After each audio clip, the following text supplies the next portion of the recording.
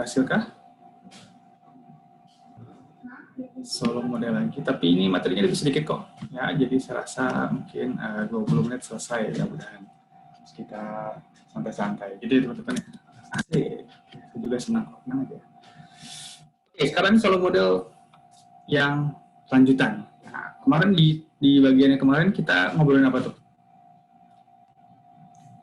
Kita kemarin apa kesimpulannya? Solo model bagian pertama, kita kemarin bahwa pertumbuhan ekonomi dipengaruhi oleh pertumbuhan penduduk. Pertumbuhan penduduk. Yang kedua, Teknologi. Teknologi baru kita bahas hari ini. Yang kedua sebelumnya apa? Kan kemarin ada 2 tuh. Kita kan punya 3 variabel yang akan kita omongin mempengaruhi si pertumbuhan. Investasi, Pak. Tabungan. Investasi. Ya, tabungan mempengaruhi investasi. Ya, pada ujung-ujungnya akan mempengaruhi jumlah kapital. Oke. Di babak kedua ini, gitu ya, di solo model babak kedua, kita akan ngomongin yang namanya teknologi. Ya, production technology is introduced, diperkenalkan, mulai diintegrasikan ke dalam model si solo. Mungkin pola pikir, jadi kita harus merubah mindset kita seperti mindsetnya si Pak Solo, gitu ya. Tapi juga ini buatan orang ya, jadi kita mempelajari model yang dia susun, yang dia kembangkan. Jadi kita harus mengikuti pola berpikirnya dia. Oke. Jadi dia mulai mengintegrasikan teknologi ke dalam modelnya solo. Oke. Kemudian di pertemuan ini kita juga akan melihat lagi apa itu steady state, apa itu break-even investment, apa itu golden rule of capital atau golden rule of saving biasanya di beberapa buku. Oke. Kenapa? Karena justru ini part-part penting dari solo model ini. Setiap kita ngomongin ekonomi dinamis, itu pasti kita ngomongin steady state, kemudian kita ngomongin titik optimal. Ya. Kemudian di akhir, kita akan melihat kira-kira kebijakan apa yang bisa kita terapkan sesuai dengan teorinya Pak Solo. Di bukunya Menkyu kalau nggak salah dibahas juga mengenai apa endogenous growth model, cuman kayaknya di silabus Pak Dosko mengeluarkan materi tersebut, semuanya bahagia kayaknya.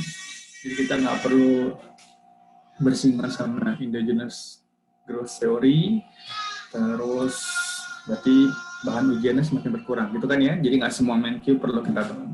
Jadi kita cuma ngomongin ya, introduksi teknologi, gitu ya, pengembangan teknologi, plus kebijakan apa yang bisa kita ambil dari Solo. Dan kalau kita ngomongin gitu, bikin model, plus kebijakan implikasi pada kebijakan apa, ya. Nah, aslinya belum nyala.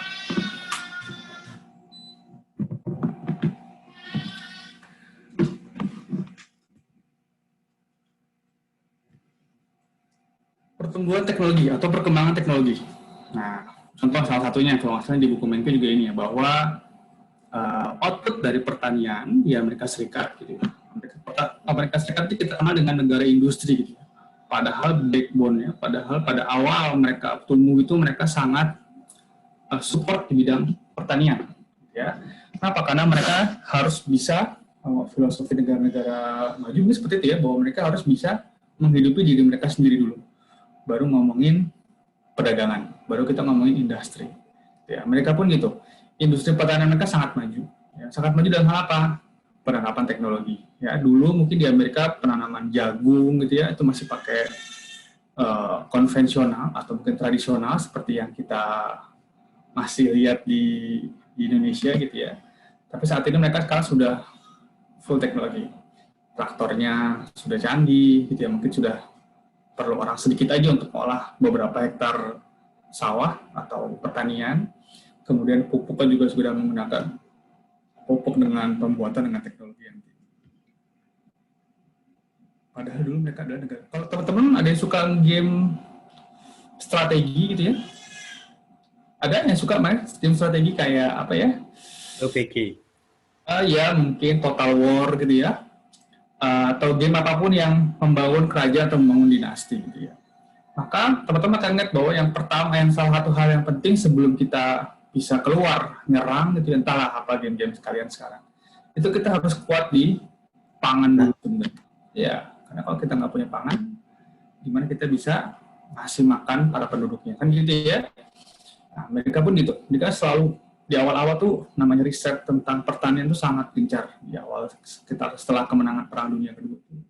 Progres di bidang pertanian sangat cepat. Oke, kira-kira yang ada di bayang teman-teman apa? Yang ada di bayang teman-teman mengenai technological progress itu apa? Kira-kira apa yang kebayang teman-teman?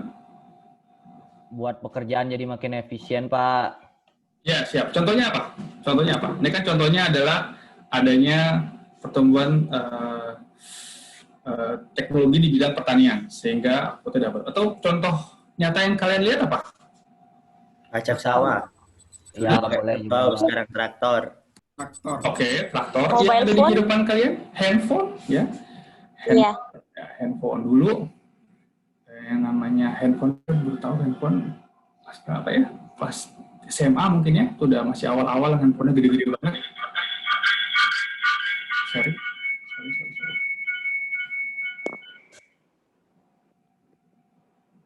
Oke.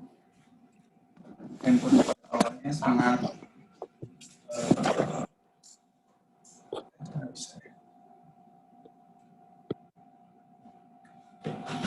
handphone masih gede-gede banget, ya gede-gede banget. Terus kemudian beriring handphone yang semakin kecil semakin canggih, gitu ya. Sekarang handphonenya jadi gede-gede lagi. Oke, atau Zoom. Zoom ini technological progress yang sangat nyata. Dulu kayaknya telekonferensi itu cuman ketemu di James Bond kali atau di Tony Stark gitu ya. Sekarang saya gitu ya bisa tiap hari nih nge-Zoom nih.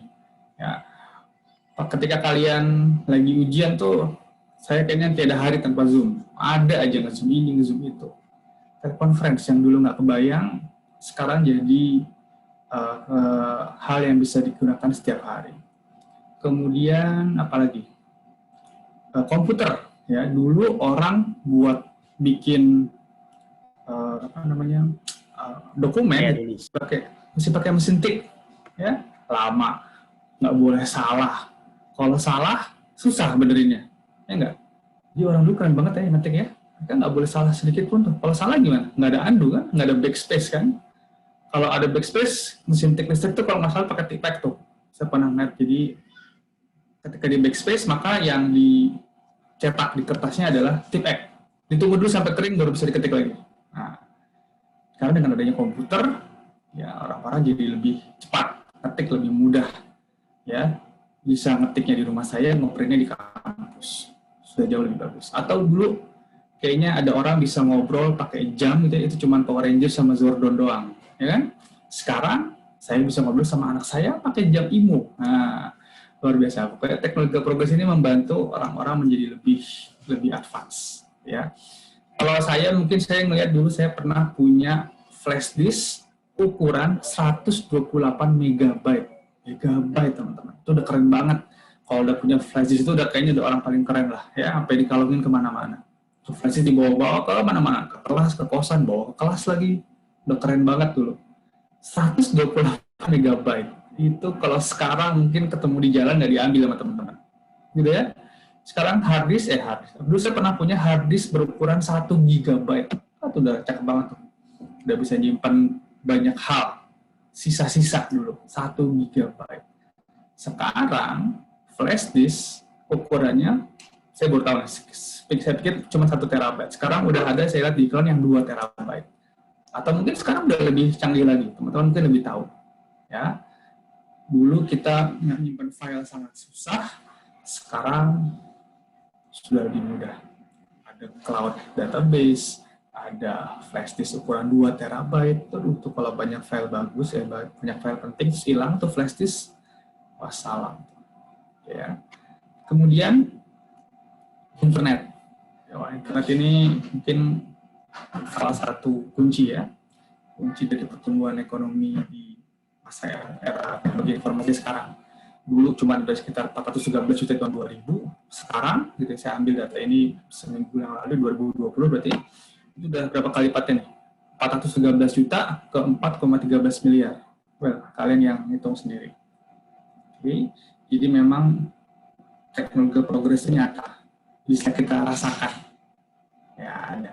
Nah, bagaimana si Solow ini melibatkan technological progress dalam modelnya?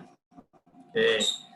Dia memperkenalkan satu variabel yang namanya E, efficiency of labor, ya, atau jumlah efektif atau jumlah efisiensi labor. Ya. Kenapa? Karena ada teknologi, si labor bisa lebih efisien menggunakan kapital. Ya, dengan kapital yang sama, dengan jumlah kapital yang sama, mungkin dulu satu komputer ada 20 juta gitu ya. Sekarang 20 juta bisa buat beli 4 komputer. Ya, atau mungkin bisa beli komputer lebih canggih. Ya, jadi jumlah kapital yang sama, tapi labornya bisa menghasilkan output yang lebih banyak. Ya, itu cara Solow mengintegrasikan kemajuan teknologi dalam modelnya.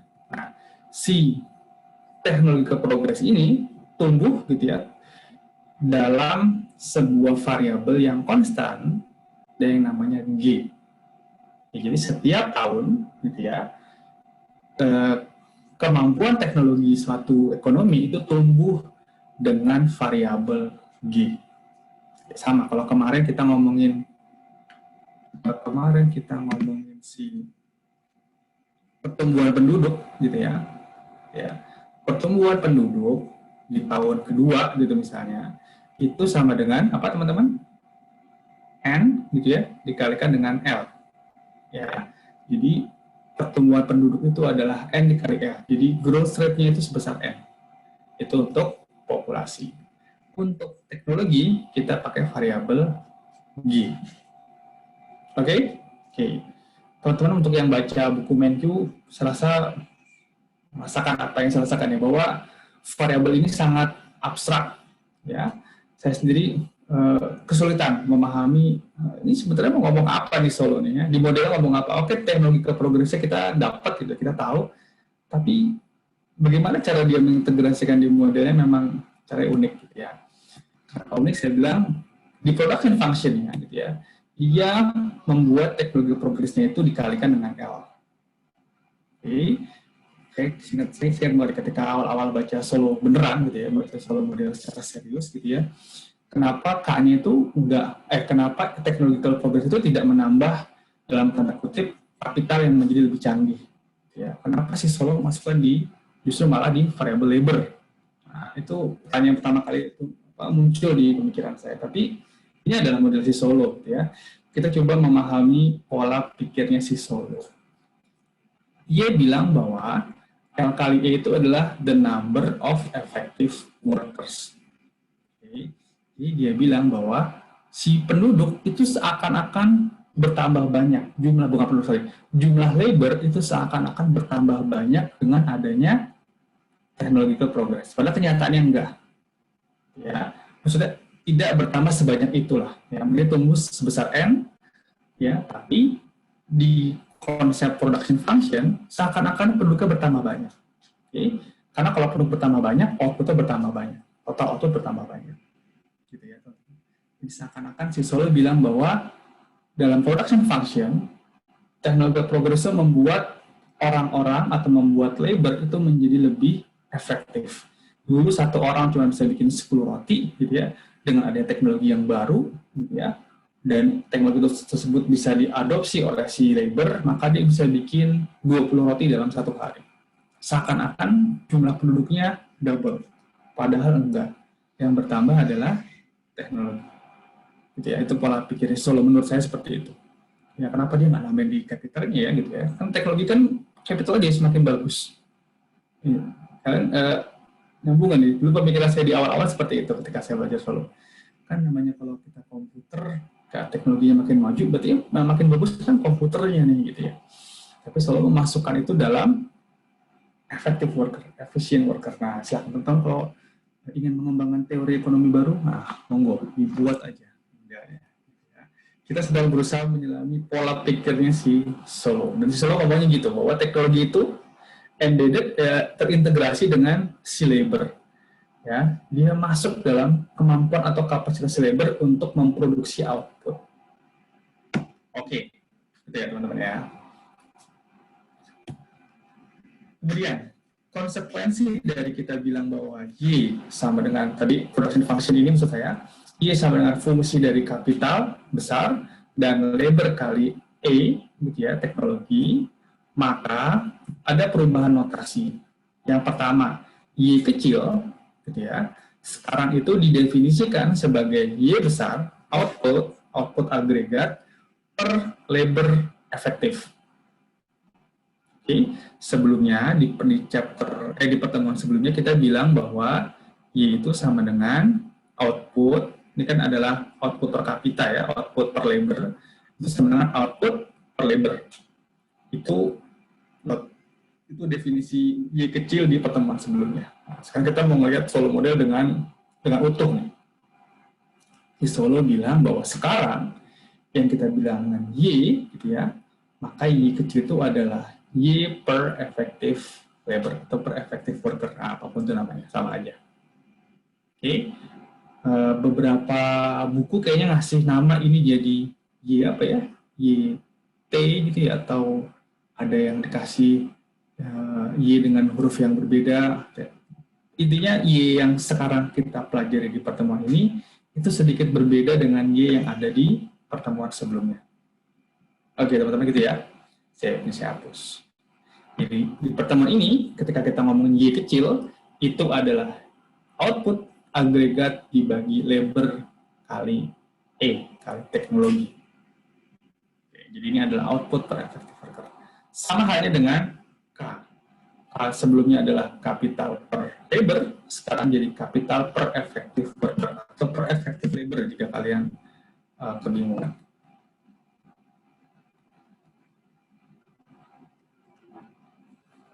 Ya, sehingga production function-nya dalam level per kapita sama aja, Y sama dengan fungsi dari kapital. Ini sudah kita bahas di pertemuan sebelumnya kenapa jadi seperti ini. Tapi bedanya adalah sekarang Y atau K-nya itu adalah per effective labor. Ya, baik notasi Y maupun notasi K, sekarang ini adalah per effective labor. Oke teman-teman. Nah, suara saya kedengaran nggak nih? Sepi banget kelasnya. Dengar, Pak. Dengar, Pak. Oke. Dengar, Pak. Takutnya pada ngantuk. Kita kan ngomongin apa sih ini? Pagi-pagi udah dingin-dingin. Ngomongin Y sama dengan FK-nya. Apa gitu ya. Sekarang, saving dan investment. Soalnya kemarin anak saya kelas 5 SD sempat dengerin saya ngajar di kelas sebelumnya. Geleng-geleng ya. Ayah ini ngomong apa sih ya? Jadi dia bosan akhirnya dia keluar kamar. Semoga teman-teman nggak kayak gitu. Oke, sekarang bagaimana dengan saving atau investment? Karena kan di keseimbangan pasar keuangan, saving sama dengan investment gitu ya. Maka masih sama teman-teman. Saving atau investment per effective worker ya, itu masih sama. Ya, ini adalah saving gitu ya. Saving atau investment. Ya, ditandai dengan SY ya, atau sebagian dari Y ya, atau kalau kita ubah Y dalam bentuk level produksi maka itu adalah SFK. Hati-hati, bukan sekali nanya ya. Kalau SFK itu bukan S dikali F dikali K, itu bukan ya. Tapi ini adalah S dikali fungsi dari K kecil. Oke, saya teman-teman sih sebagian sudah oke lah. Oke, jadi secara notasi tidak berbeda, secara variabelnya nggak beda-beda, tapi definisinya yang berbeda sekarang. Ya, kalau sebelumnya adalah per labor, sekarang oke, sip. Bagaimana dengan capital accumulation-nya? Kenapa kita belajar capital accumulation lagi? Karena fungsi dari GDP per kapita yang menjadi pokok bahasan si Solo itu merupakan fungsi dari K kecil. Ya, karena ini adalah pokok dari apa yang mau dicapai di Solo model, maka kita ngomongin unsur pembentuk Y kecil. Kita ngomongin capital accumulation lagi. Ya, bahwa dalam Solo model bertambahnya atau berkurangnya kapital itu masih dipengaruhi oleh investment dan hal-hal yang bisa menggerus kapital. Singkat cerita, gitu ya, dengan diperkenalkannya teknologi, ya, sekarang yang tadinya hanya ada depresiasi dan pertumbuhan penduduk, sekarang bertambahnya atau berkurangnya kapital, ya, persamaannya adalah investment dikurang, depresiasi, tambah pertumbuhan penduduk, ditambah technological progress dikali dengan kapital. Artinya, karena rumusnya ini adalah per effective worker, maka investasi itu akan digunakan setidaknya untuk membiayai 3 hal.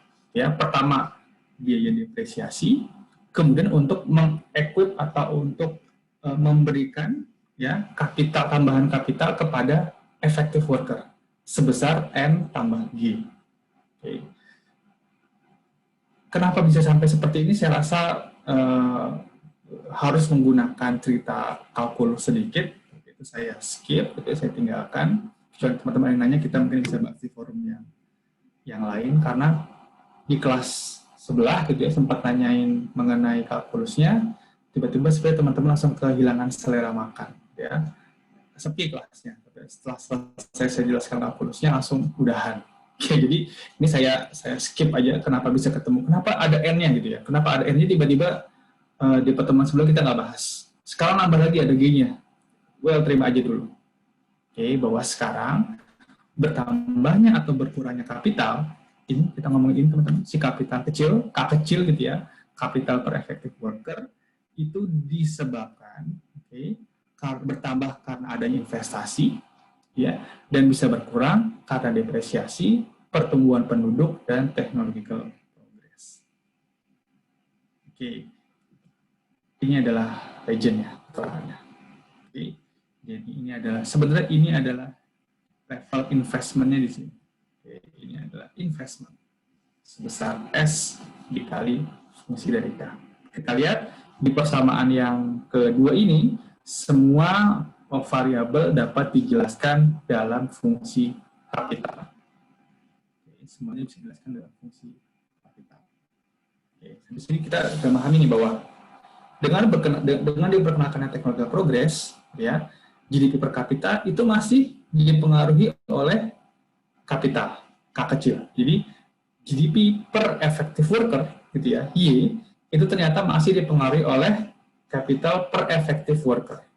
Di mana capital per effective worker sekarang itu adalah penjumlahan atau pengurangan dari investasi dikurangi depresiasi plus N plus G dikali jumlah kapital yang ada. Artinya apa teman-teman? Bahwa pertumbuhan kapital gitu ya, itu bisa nambah dan bisa mengurangi kapital. Oke. Jadi ingat, lihat ada dua sisi di sini ya, sisi A dan sisi B. Oke. Apa yang terjadi kalau kapital naik? Maka A naik, B juga naik. Oke, kalian lihat bahwa kalau jumlah kapitalnya bertumbuh atau jumlah kapitalnya naik, gitu ya, jumlah kapital naik, itu dia bisa bikin si investment naik, karena investment merupakan sebagian dari fungsi output dipengaruhi oleh kapital. Sedangkan depresiasi plus N plus G dikali kapital, gitu ya, itu juga akan naik kalau K-nya naik. Oke, jadi ini menarik, gitu ya. Ternyata pertumbuhan K itu bisa menyebabkan K itu bertambah sama berkurang. Karena persamaan nomor 2 ini hanya dijelaskan oleh satu fungsi, salah satu variabel aja, variabel kapital. Oke, nanti pas kita lihat gambarnya insya Allah lebih kelihatan. Oke. Sekarang, steady state level. Ada yang ingat? Saya hapus dulu deh. Apa itu steady state? Jumlah kapital tidak bertambah. Oke. Jumlah kapital tidak bertambah dan juga tidak berkurang. Oke. Jadi pada keadaan steady state, maka yang steady, yang tidak berubah, yang konstan, yang ajak, apapun itu bahasanya gitu ya.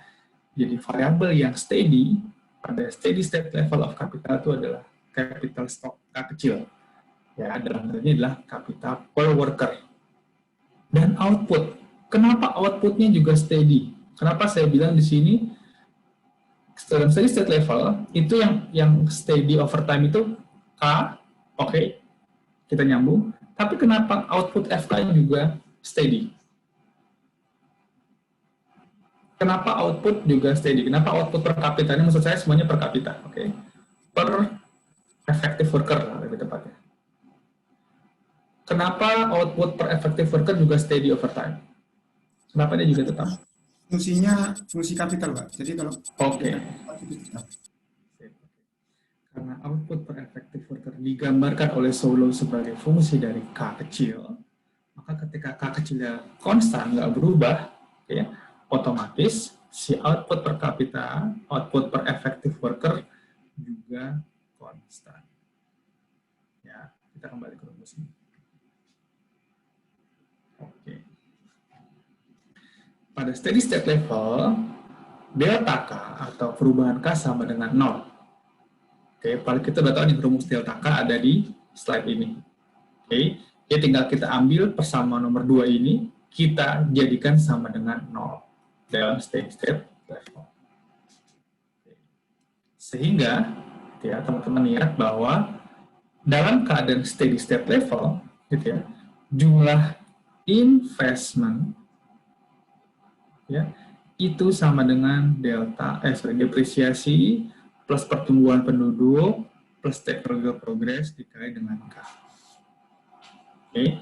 Dalam steady state level ya, maka jumlah investasi sama dengan depresiasi plus pertumbuhan penduduk plus pertumbuhan teknologi dikali dengan jumlah kapital yang ada. Oke. Nah, investasi sebesar ini sebesar sisi kanan, ya, investasi sebesar sisi kanan inilah yang kita namakan dengan apa kemarin? Depresiasi. Oke, iya, depresiasi tambah pertumbuhan penduduk tambah pertumbuhan teknologi dikali K itu merupakan tingkat investasi di steady state level. Ya, nah tingkat investasi sebesar depresiasi plus N plus G kali K ini sama dengan kita sebut dengan apa nih? Break even investment. Break even investment. Oke, jadi jumlah investasi sebesar depresiasi plus N plus G dikali K itu sama dengan kita sebut dengan break even investment. Kenapa break even? Karena semua A yang ada di sisi kanan gitu ya off balance gitu ya si investasi. Oke, sehingga kita hapus ini.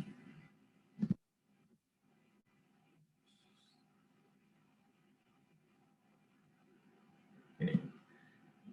Pada titik ini, kalau di main Q disebut dengan titik K pada steady state level itu disebut dengan steady state level of capital atau K bintang. Atau kalau teman-teman nonton YouTube tentang Solow K-Star gitu, keren ya. K bintang ini adalah titik kapital di mana dia tidak berubah kayaknya. Kenapa? Karena delta K-nya 0. Itu yang kita bilang dengan steady state level of capital. Oke, sip. Oke, ini tadi udah bahwa level investasi untuk mencapai si steady state itu disebut dengan break even investment.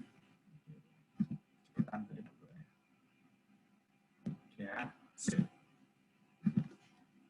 Kenapa ngomongin steady state lagi? Kemarin udah. Nah, sekarang kita dapat gambaran yang lebih utuh mengenai steady state di Solow model. Ya. Kenapa kita mesti ngomongin steady state level? Karena pada steady state level, GDP per kapita remain unchanged. Oke. Sorry. Pada kondisi steady state, gitu ya, maka Y per effective worker itu tetap nggak berubah. Ya, kita ngomongin kita di titik ini kita ngomongin Y kecil, Y per effective worker, bukan total output atau bukan Y per L, kan? Jadi kita baru ngomongin Y per effective worker. Beda ya. Di pertemuan kali ini kita membedakan antara Y kecil dengan Y per L. Bedanya apa teman-teman? Ada yang masih menangkap? Beda Pak, kalau Y per L kan output per worker, kalau isi Y per L kali E itu output per effective worker, jadi ada Oke. unsur efisiensi labor gitu. Oke ya. Jadi di slide ini tayangannya kita ngomongin mengenai GDP per kapitanya adalah GDP per effective worker. Oke, pada steady state level, gitu ya, GDP per effective worker itu steady, itu tidak berubah. Ya. Yang kedua, ekonomi itu akan selalu bergerak ke steady state menurut Solow model. Kenapa? Gitu ya. GDP per kapita itu akan selalu mencari titik di mana steady state level. Kenapa? Ya kita lihat dari persamaan K tadi. Ingat, Y kecil itu sangat dipengaruhi oleh, atau malah satu-satunya dipengaruhi oleh level K. Dan K itu akan selalu bergerak ke arah steady state. Kenapa K akan selalu bergerak ke arah steady state? Dimanapun ekonomi tersebut dimulai, ya, kita lihat dari desain berikut. Nah, gambar ini menandakan bahwa baik investment ya, ataupun output ataupun depresiasi plus M plus G dikali K yang garis biru itu selalu bertambah seiring dengan adanya pertambahan kapital. Jadi Y gitu ya, tumbuh kalau K-nya tumbuh. Gitu ya. Bisa tumbuh kalau K-nya tumbuh. Investment gitu ya, itu selalu tumbuh. Kan? Dan garis yang biru ini apa gini linear, dia akan selalu tumbuh seiring dengan pertumbuhan K. Jadi ketiga variabelnya akan selalu tumbuh kalau K-nya bertambah besar. Sepakat kan teman-teman ya? Oke, ini kalau kita mau ngomongin gambar output, kira-kira gambarnya seperti apa? Atau di mana teman-teman? Ada yang bisa bantu saya? Kalau saya mau gambarin kurva output, kurva Y kecil, output per effective worker, itu kira-kira posisi dia ada di mana?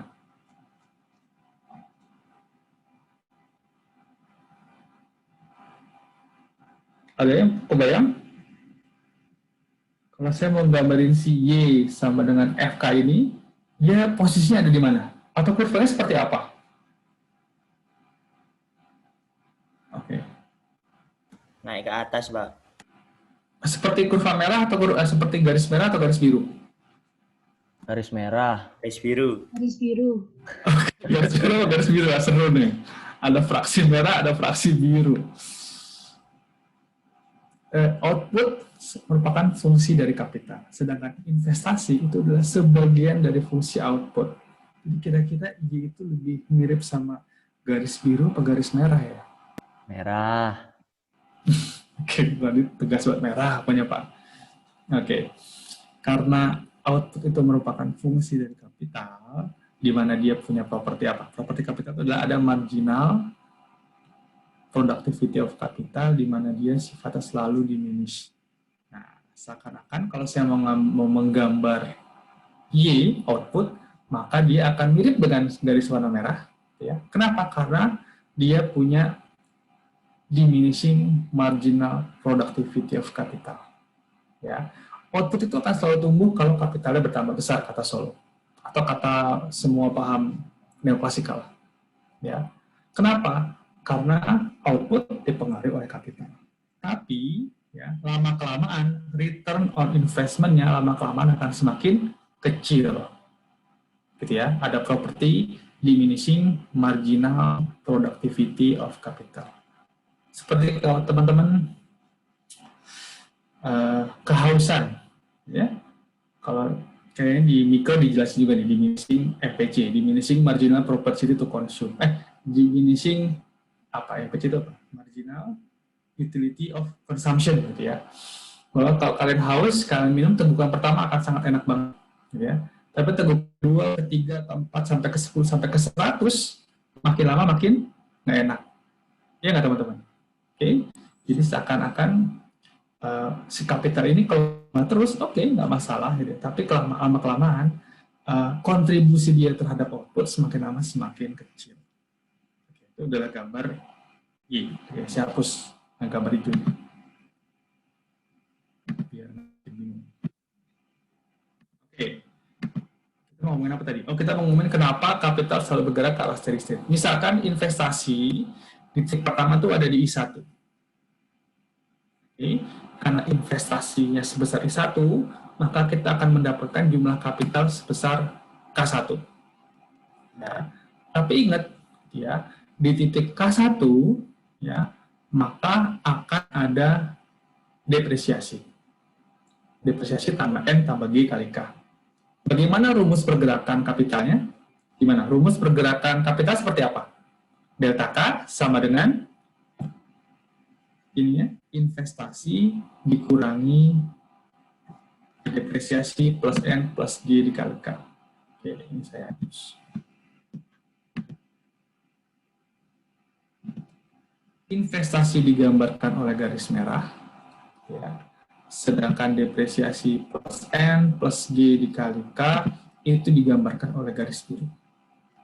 Nah, di titik K1 ini, mana yang lebih besar antara investasi atau depresiasi plus N plus G kali K? Investasi, Pak. Oke, yang lebih besar adalah investasi. Karena investasi lebih besar, oke, kita lihat persamaan yang ini, karena investasi lebih besar, otomatis delta K-nya positif atau negatif? Positif. Positif. Sehingga K1 akan bergerak ke arah K bintang. K bintang inilah yang kita sebut dengan steady state of capital per, kita tambahin ini karena ngambil slide per effective. Di titik inilah K1 akan berhenti bergerak. Kenapa? Karena di titik steady state level of capital per worker, ya, investasi sama dengan depresiasi plus N plus G dikali K bintang. Jadi kalau sebuah ekonomi awalnya di K1, ya, karena investasi sebesar I1, maka dia akan bergerak sampai mencapai level kapital di steady state. Oke. Kalau ternyata sebuah ekonomi mulainya ada di titik I2, di mana investasinya titik I2, sehingga jumlah kapital di K2, nah di titik ini, ya, jumlah investasi lebih kecil dibanding yang garis biru. Oke. Sehingga pada kondisi ini, delta K-nya jadi positif atau negatif? Negatif. Delta K-nya negatif. Karena delta K-nya negatif, maka K akan bergerak menuju steady state. Oke. Jadi di bagian manapun atau di titik manapun sebuah ekonomi memulai kapitalnya, maka semua ekonomi akan selalu bergerak ke steady state level of capital per effective worker.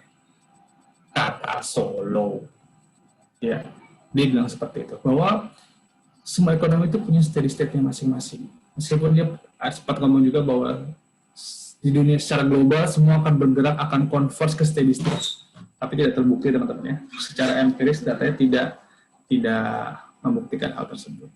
Tapi di setiap ekonomi mereka punya steady state level of capital masing-masing. Oke.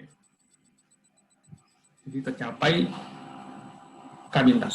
Jadi semua ekonomi akan mengarah ke K bintang. Oke. Ada yang mau tanyain? Pak, yang Iya, boleh. Yang X-nya ini memang capital per worker, bukan capital per effective worker ya, Pak? Yang mana, yang mana? Yang sumbu X-nya. Oke, saya tambahin. Nah, karena ini ngambil dari contohnya bab 8, saya tambahin. Capital per effective worker. Oke, makasih. Ya, di buku MenQ itu penjelasan mengenai steady state, mengenai break-even investment, kalau nggak salah, sama mengenai golden rule capital itu hanya menyertakan variabel depresiasi aja kalau nggak salah. Atau mungkin ada depresiasi plus N. Yang ada teknologi progresnya, kurvanya, kayaknya saya nggak nemu, atau saya bacanya nggak teliti. Ya, jadi saya ambil, kemudian saya modifikasi. Terima kasih atas masukannya. Oke? Ya. Ini kita jadi tetap di pertemuan ini kita ngomong Y kecil sama K kecil adalah per effective worker. Oke. Yang lain? Pak, izin tanya, Pak. Silakan. Pak, tadi kan Bapak bilang bahwa ekonomi itu akan selalu bergerak menuju keadaan steady state. Nah, keadaan steady state kan kita udah tahu bahwa tadi itu investasi sama dengan depresiasi plus N plus G-nya itu. Terus kalau misalnya kalau ditanya berapa lama suatu ekonomi bisa mencapai titik itu bisa dijawab nggak, Pak? Ya, karena kita ngomongin dinamis gitu ya, ekonomi dinamis gitu ya, pasti semua akan ada unsur T-nya. Ya, tapi semua ekonom gitu ya, kalau kita melihat buku-buku itu nggak pernah ngomongin definisi waktu secara kayak kita ngomongin bahwa jarak Jakarta-Bandung 240 km gitu ya. Kemudian kita menempuh kecepatannya 60 km. Kapan sampai ke Bandung? Itu kan jelas tuh. Ya. Tapi kalau kita baca buku-buku ekonomi, mereka hanya akan ngomong in the long run. Gitu ya. Berarti itu pada suatu masa yang mereka tidak bisa mendefinisikan. Karena kecepatan pertumbuhan perekonomian itu dinamis. Ketika kita ngomongin bahwa secara rata-rata itu akan sampai gitu ya, itu bisa aja kita ngomongin waktu, tapi biasanya jarang sekali tepat. Ya, soal pernah memprediksikan bahwa di suatu waktu gitu ya, di tahun mungkin awal 2000 ini, ekonomi itu akan converge. Converge itu maksudnya yang negara miskin itu negara tertinggal gitu ya, itu cepat pertumbuhannya, sedangkan negara maju melambat gitu ya. Kemudian mereka ketemu di satu titik. Ini ternyata tidak terbukti sekarang. Jadi kalau ngomongin dimensi waktu, biasanya ekonomi itu cuma ngomong pakai ini teman-teman, fungsi dari T gitu biasanya. YT. Kalau kita ngomongin matematis bisa aja. Ya, secara matematik bisa aja.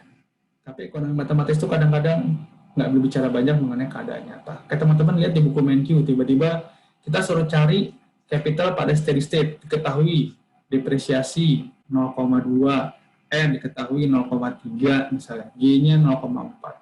Tapi di nyatanya apa artinya gitu kan? Secara matematis kita bisa aja ketemu, wah ketemu nih, ini adalah K bintang. K bintangnya adalah misalnya 80. Gitu ya. Terus apa gitu kan? Bagaimana mengevaluasinya kalau kita hanya pakai ekonomi matematis? Makanya biasanya para ekonom itu pakai apa? Data empiris, pakai statistik biasanya. Kalau ngomong waktu seperti kita ngomongin kecepatan, jarak apa dulu ya? Jarak apa gimana? Jarak, kecepatan, waktu gitu ya. Bahwa jarak merupakan kecepatan kali waktu. Itu bisa dipraktekkan dalam konteks matematika ekonomi gitu ya. Tapi pada prakteknya kalau kita ngomong kebijakan, seperti fokus kita pada pertemuan kali ini, itu biasanya kita ngomong in the long run, ya, economy will reach steady state. Gitu mas. Bisa aja kita ngomongin dia akan sampai beberapa tahun, itu pakai data statistik biasanya. Oh, pergerakannya setelah di regress, setelah mulai proses regresi gitu ya, kita ketemu nih bahwa secara rata-rata ekonomi Indonesia tumbuh 5%. Gitu ya. Kapan? Apakah ini karena ekonomi tumbuh berarti apa? Investmentnya ada di atas break-even investment, ngomong gitu kan. Terus kapan kita bisa sampai ke keadaan di mana ekonomi Indonesia sampai converge ke ekonomi Cina itu misalnya, kita bisa kira, oh kira-kira 10 tahun lagi. Oh kira-kira 10 tahun lagi Cina akan melewati ekonominya Amerika Serikat. Itu prediksi. Ya. Bisa aja, cuman biasanya kalau kita ngomong konteks teori, biasanya ngomong cuman in the long run, ya, economy will reach steady state. Bisa aja mas, biasanya kalau waktu saya masih di S1, kita belajar kayak gini nih. Kita belajar matematikanya. Tapi kayaknya Pak Dosko lebih senang ngomongin mengenai konsepnya dan kebijakannya. Bisa banget. Kalau kita mau ngomongin waktunya itu bisa banget. Yang biasanya bukan di level tataran akademis. Itu biasanya praktek untuk melihat hitungannya seperti apa. Kayaknya kalau nggak salah di buku-buku MenQ juga sering disebutin deh. Depresiasi sama dengan 0,2, 0,3, 0,4. Seperti kita kemarin ngomongin Y itu sama dengan C plus I plus G gitu kan ya. C-nya 300. I-nya berapa? Ya bisa aja kita hitung waktunya. Kita pakai diferensiasi terhadap waktu. Tapi biasanya bukan menjadi fokus bahasan di tataran kebijakan. Oke? Baik Pak, terima kasih Pak. Oke. Asik kalau ngomongin waktu sebenarnya ya. Karena lebih nyata dibanding kita ngomongin cuma hitung-hitungan doang. Cuman itu, kadang-kadang perlu memperlibatkan kalkulus matematik dikit lah. Ya. dibikin beberapa orang udah antipati kadang-kadang. Kadang-kadang. Tapi enggak lah, anak stan bisa senang matematika semua. Biasanya. Oke, yang lain teman-teman? Izin bertanya, Pak. Yuk. Jadi G ini adakah kemungkinan, Pak, nilainya nanti negatif gitu, Pak, G-nya? Bisa aja. Ya, kalau tiba-tiba nah, tapi kalau ngomongin teknologi progres negatif itu kayaknya agak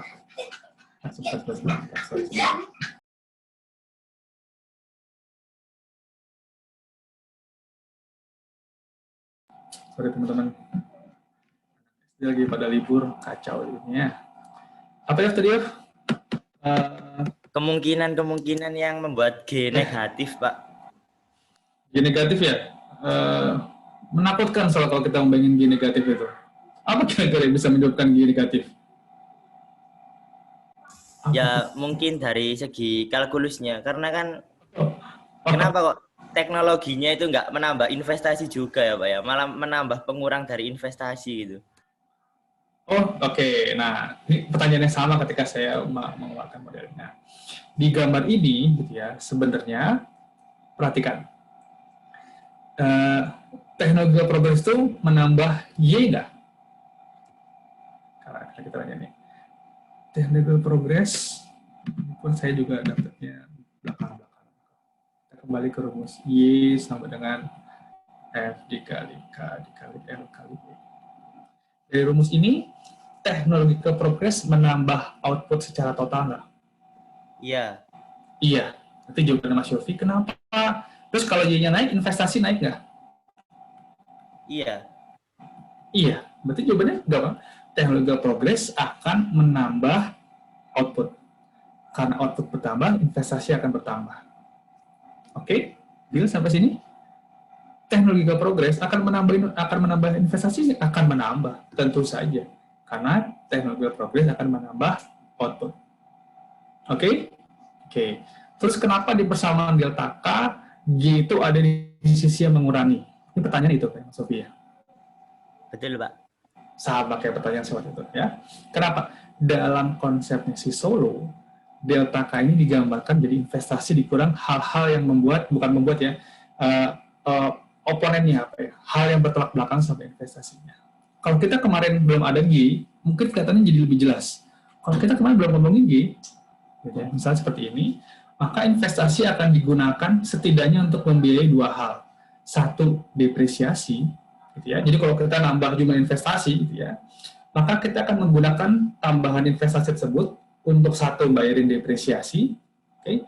Satu lagi untuk mengasih setiap kapital tersebut kepada pertambahan penduduk yang baru. Sampai sini, oke nggak ya? Oke, kalau ada investasi baru, maka dia akan bayarin depresiasinya. Yang kedua, karena kita ngomongin Y per L, output per labor, maka semua tambahan investasi dalam bentuk kapital, semua tambahan kapital harus dibagi rata ke semua penduduk. Oke? Karena kita ngomongin capital per labor. Oke. Sebelum ada G, kita ngomongin K itu adalah K per L. Ya enggak?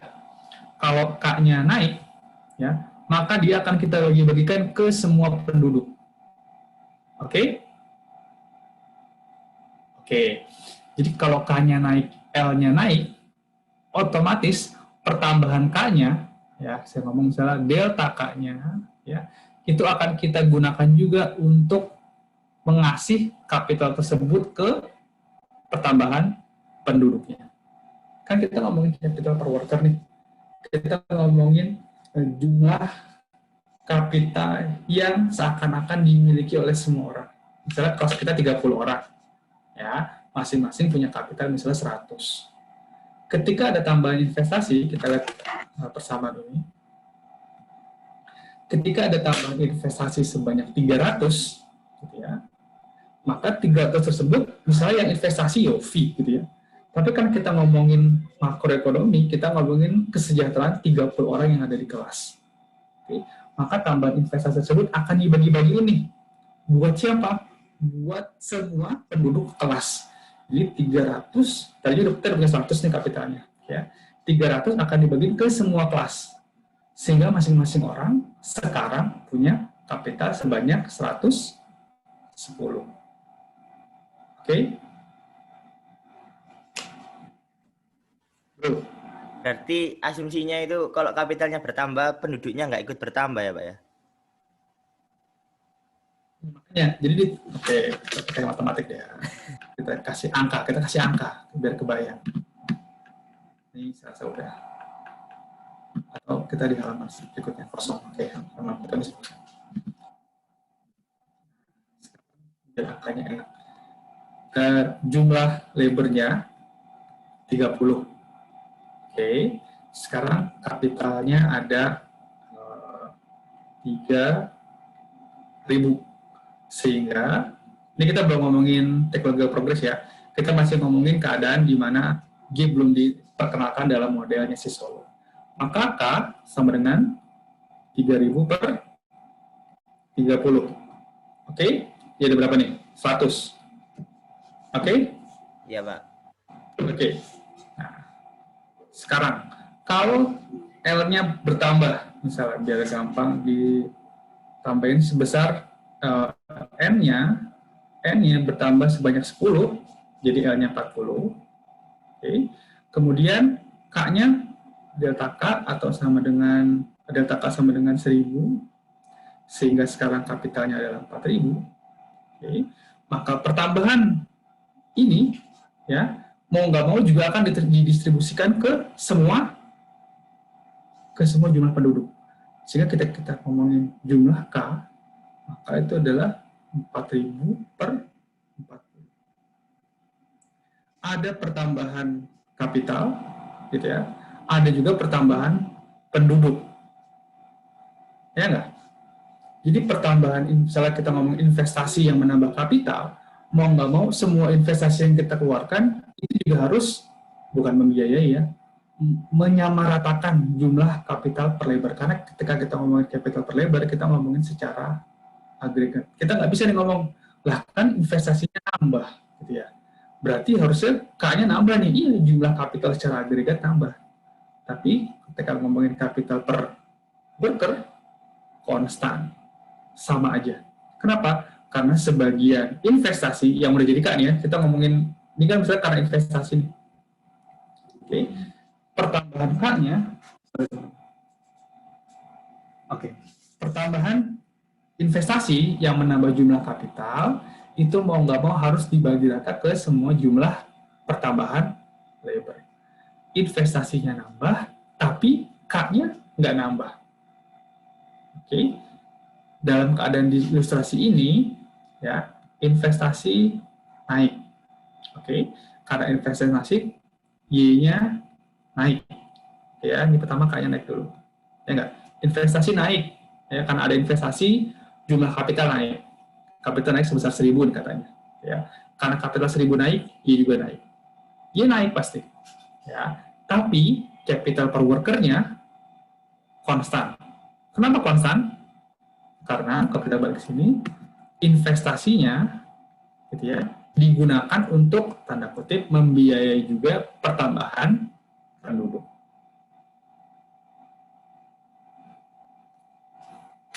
Kita ngobrol lagi, Pio. Gimana? Kayaknya pertanyaan sama ketika saya mulai belajar Solo soalnya. Bingung ya, kenapa G-nya ada di sebelah kanan ya gitu ya. Sebenarnya G itu ada di sebelah kiri. Dia embedded di Y. Kita nggak ngomongin G di rumus yang sebelah kiri. Kenapa? Karena dia sudah, saya ulang tadi, Y sama dengan F dikali K dikali L kali E. Gitu ya. Maka kita bisa bilang bahwa sebenarnya teknologi progres juga mempengaruhi Y loh. Ya kan? Kalau Y-nya naik, gitu ya, maka investasi juga naik. Karena investasi merupakan sebagian dari Y. Jadi teknologi progres itu ya menambah kapital juga, menambah sisi kanan juga. Jadi sama-sama naik sebenarnya.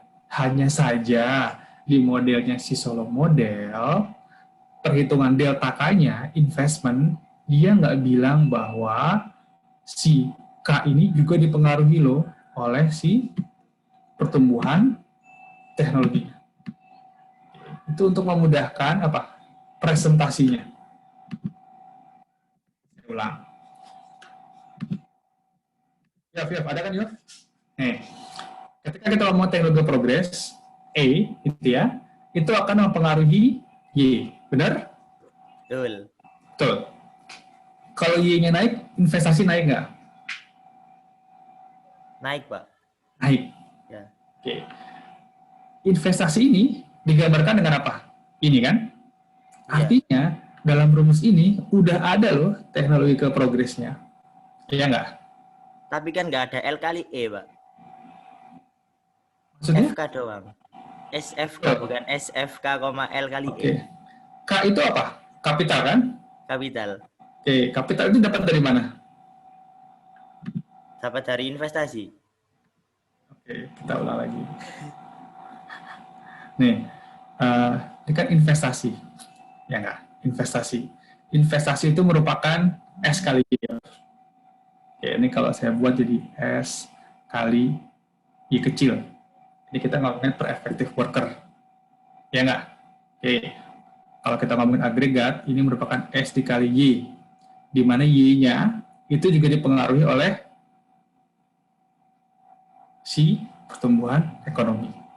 Jadi kalau kita ngomong investasi, investasi itu kan S dikali Y. Y-nya itu merupakan fungsi dari kapital dikali efektif labor, L dikali E. Oke. Jadi ketika kita ngomongin delta Y, ya, itu pasti kita juga akan mempengaruhi fungsi dari delta K, pertumbuhan K, oke, pertumbuhan dari L, dan pertumbuhan dari technological progress. Ya enggak? Ya, Pak. Pasti ini pasti berpengaruh ke delta Y. Hanya saja notasi tersebut dirangkum, ya, dirangkum dalam sebuah yang kita ngomong tadi dengan untuk menyederhanakan perhitungan. FK. Oke. Kenapa kita bisa ngomong FK? Karena ini sebenarnya per kapita dari total Y ini. Oke. Kalau kita ngomongin GDP, pasti GDP dipengaruhi oleh technological progress. Otomatis kalau GDP dipengaruhi oleh technological progress, GDP per kapita juga dipengaruhi oleh technological progress. Makanya kalau kalian lihat kurva yang ada di tayangan ini, kayak saya bersihin semua cocotannya. Nah, kelihatan bahwa semua yang bisa menambah garis merah, ya, itu juga bisa menambah si garis biru. Mungkin nggak semuanya, setidaknya N sama G. Pertumbuhan penduduk akan menambah GDP total nggak? Nah, kita balik nih. N itu pengaruhnya positif atau negatif ke total output? Negatif, Pak. Positif. Positif. Gimana? Ayo. Kan nanti saya bahas lagi di pertemuan. Sekarang ini dikali. Oke. Kenaikan penduduk itu akan menambah output, menambah total output, atau mengurangi total output? Mengurangi. Kalau orang Menambah.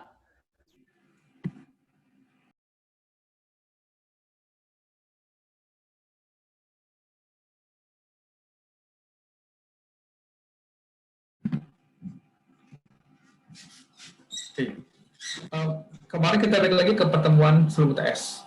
Factor of production itu ada apa aja? Ada kapital, ada labor, gitu kan ya?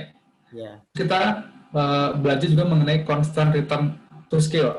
Kita belajar mengenai diminishing productivity of labor sama diminishing productivity of capital. Oke. Sekarang balik ke pertanyaan. Kalau kapitalnya nambah, outputnya nambah apa enggak? Nambah. Nambah. Kalau labornya nambah, outputnya nambah apa enggak? Nambah. Nambah. Total output, Y-nya Nambah. nambah. Oke. Yang nggak bertambah apa menurut si Solo?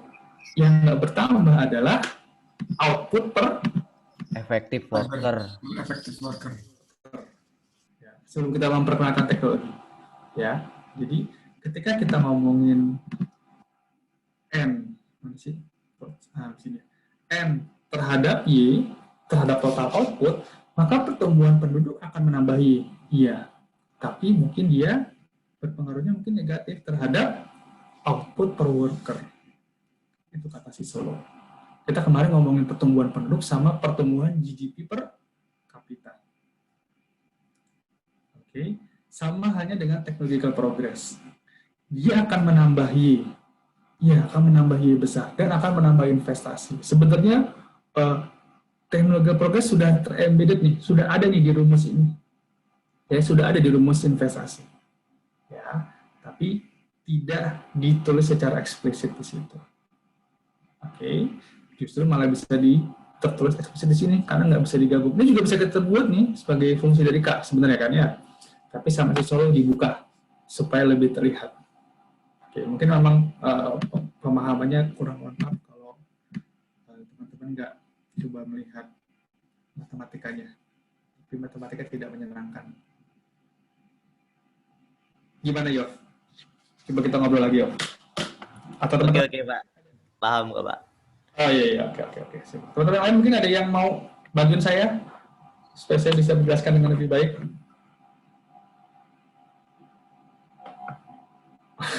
Oke. Ya, pokoknya gini. Nanti pas di akhir saya akan kita kasih tahu, kita ceritain gimana ceritanya si Solo model ini. Ya, ini proses tengah-tengahnya memang agak-agak berliku-liku. Ya, bahwa sebenarnya N sama G itu berpengaruh ke output secara total. Oke. Nah, tapi di level ini kita masih ngomongin Y kecil. Y kecilnya di pertemuan ini adalah output per effective worker. Oke. Jadi dengan adanya G ini harus membiayai tambahan, seakan-akan ada tambahan penduduk karena adanya efisiensi. Ketika kita ngomong nih, L kali E itu sama dengan effective worker. Dengan adanya teknologi, penduduk seakan-akan bertambah banyak atau bertambah sedikit? Seakan-akan bertambah banyak. Kenapa? Karena mereka bisa menghasilkan output yang lebih banyak. Oke? Oke aja dah, Pak. Mumat udah. Siap. Nah, ini apa nih? Sekarang, teman-teman, kita berbicara pada dua dimensi. Ada dimensi level sama dimensi pertumbuhan. Oke. Kalau kita ngomongin dimensi pertumbuhan, kita ngomongin kecepatan tumbuh. Nah, bagaimana dengan pertumbuhan ekonomi ketika steady state? Di dalam steady state, yang konstan itu adalah capital per effective worker. Oke? Tadi kan steady state apa? Delta K sama dengan 0. Oke? Tenang, ini udah sampai habis kok nih. Ya. Capital per effective worker itu konstan. Karena capital per effective worker itu konstan, maka output per effective worker juga konstan. Oke, sampai sini kita sama-sama oke ya, teman-teman? Iya, Pak. Oke, Pak. Oke, jadi sampai sini ini kita masih ngomongin steady state yang tadi. Oke. Gimana Y kecil dalam pertemuan ini adalah Y per effective worker. Apakah kita peduli, apakah ekonom akan peduli dengan output per effective worker, atau apakah ada hal lain yang ingin ekonom ketahui lebih dibanding output per effective worker, yaitu output per worker. Intinya ini yang mau diketahui sama si ekonom. Mereka ingin memaksimalkan GDP per kapita. GDP per kapita itu apa? Output per worker. Dengan menghilangkan ya. Oke, capital per effective worker konstan oke. Output per effective worker konstan juga oke. Bagaimana dengan output per worker saya? Atau income per worker saya? Atau GDP per kapita saya? Oke. Dengan menggunakan matematika sederhana, kayak sebelum saya kasih jawabannya, kita bisa tulis bahwa output per worker rumusnya apa? Ini, rumusnya apa teman-teman? Y per L. Y per L, ya, sama dengan apa? Kalau kita menggunakan rumus yang di sebelah kiri, sama dengan Kecil kali E. oke. Jadi saya ganti lagi. Output per worker, oke, sama dengan output per effective worker dikali technological progress. Gitu ya. Oke. Ini di sisi level. Lalu bagaimana pertumbuhan? Bagaimana pertumbuhan output per worker? Gimana teman-teman? Kalau kita pakai rumus ini, kita bisa pakai diferensiasi, kita bisa pakai logaritma, sama aja. Maka pertumbuhan output per worker sama dengan pertumbuhan Y ditambah pertumbuhan E. Masih ingat ketika kita bahas mengenai quantity theory of money? Masih Iya, Pak. sedikit. Oke ya. Jadi ini kalau kita buat kanan kiri, kita buat versi logaritmanya gitu ya. Mungkin kalau balik ke matematika SMA misalnya, log A kali B ya, itu sama dengan apa? Ada yang masih ingat? Log A tambah Log log A B. ditambah log B. Oke ya. Ini kalau kita buat dalam versi perbedaan gitu ya, atau selisih, maka ini sama dengan delta plus delta B. Gitu ya, konsep matematisnya. Oke, ini saya hapus. Ini untuk pengantar aja, pengantar tidur. Oke, jadi kita bisa dapatkan bahwa growth dari output per worker ya, itu ternyata sama dengan growth dari output per effective worker, oke, ditambah growth dari teknologi. Oke, sampai sini pertanyaan. Growth, pertumbuhan output per worker itu sama dengan pertumbuhan output per effective worker ditambah pertumbuhan teknologi. Oke? Sepakat sampai sini? Ada yang mau tanyain? Nggak ada? Aman? Sepakat. Oke. Kemudian kita tahu nih, artinya apa kalau kita terusin? Maka pertumbuhan dari output per worker sama dengan, ini berapa? Pertumbuhan output per effective worker berapa? 0, Pak. 0. Kenapa 0? Karena dia konstan. Oke, kita ngomong sendiri. Output per effective worker 0 pada steady state. Ya, semua ekonomi akan mengarah ke steady state. Tadi kita udah belajar. Ya. Lalu bagaimana apa yang terjadi pada ekonomi dalam keadaan steady state?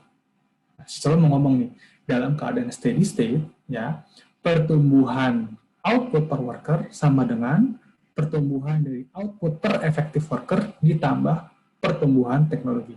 Pertumbuhan teknologi berapa? Sebesar apa? G. G. Sehingga output per worker tumbuh sebesar G dalam keadaan steady state.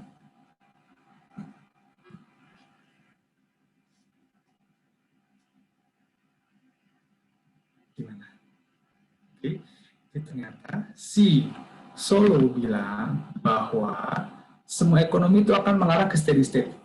Teman-teman udah tahu tadi, ketika investment lebih besar daripada depresiasi NG, dia akan mendorong K-nya tumbuh. Ya. Sedangkan saat investment lebih kecil dibanding depresiasi plus N plus G kali K, kapital akan bergerak mengecil, berkurang, sampai ke steady state. Kalau sampai steady state, diem dia. Ya, saat di steady state of capital, K-nya diem. Oke, capital per effective worker-nya diem. Output per effective worker juga diem. Lalu apa yang terjadi pada ekonomi? Bagaimana dengan Y per L? Y per L. Ya, ternyata output per worker-nya dengan menggunakan matematika yang rasa teman-teman mudah untuk teman-teman pahami, si Solo menyimpulkan bahwa output per effective worker dalam keadaan steady state itu tetap tumbuh sebesar technological progress. Oke, lanjut ke kesimpulan berikutnya. Saya tutup.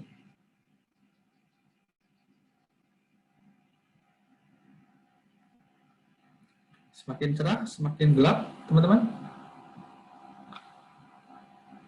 Serah Bapak dah. Oke. Wassalam.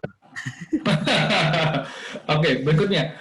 Bagaimana dengan capital per worker? Kalau capital per effective worker-nya konstan. Ya enggak? Bagaimana dengan capital per worker? Ada yang punya tebakan? Capital per worker. Kita kembali ke rumus awal. Ya. Kita balik ke rumus awal. Mengerjakan. Kita ngomongin K ini. Ya. K sama dengan apa, teman-teman? Capital per effective worker rumusnya apa? K per L. Iya, K, sorry. K per L kali E. K per L kali E. K per L kali E. Sekarang kita mau lihat capital per worker aja. Sehingga kita dapatkan capital per worker itu sama dengan apa? Gampang. Ya? 0 plus G. Oke, pada akhir seperti itu. Tapi bertahap. Kalau Kecil kali E. kecil dikali E. Oke, bahwa capital per worker itu sama dengan capital per effective worker dikali technological progress. Dikali teknologi, level teknologi. Ya. Kemudian menggunakan konsep yang sama, maka pertumbuhan capital per worker itu sama dengan pertumbuhan capital ditambah pertumbuhan teknologi. Oke, maka pertumbuhan K per L itu sama dengan berapa? Pertumbuhan capital per effective worker? 0. 0 ditambah G. Oke, jadi output per worker maupun capital per worker semuanya dalam keadaan steady state ya, itu tumbuh sebesar G. Jadi capital per effective worker-nya konstan. Oke, tapi capital per worker itu juga tumbuh sebesar technological progress. Mudah-mudahan semakin bingung. Semakin tambah lah ya. Kalau ngerti mungkin repot. Nambah lah. Ya, pengetahuannya bertambah. Oke. Atau saya buat dengan yang lebih bagus. Ini teman-teman. Maka kesimpulannya dalam keadaan steady state,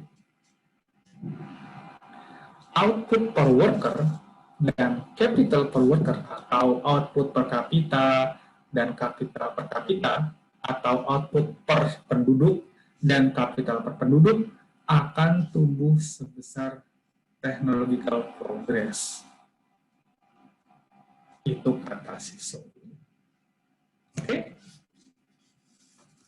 Ada pertanyaan? Jadi kita jalannya panjang nih dari pertemuan kemarin sampai ke pertemuan sekarang. Kesimpulannya, Siso itu ngomong bahwa dalam semua ekonomi akan menuju ke steady state.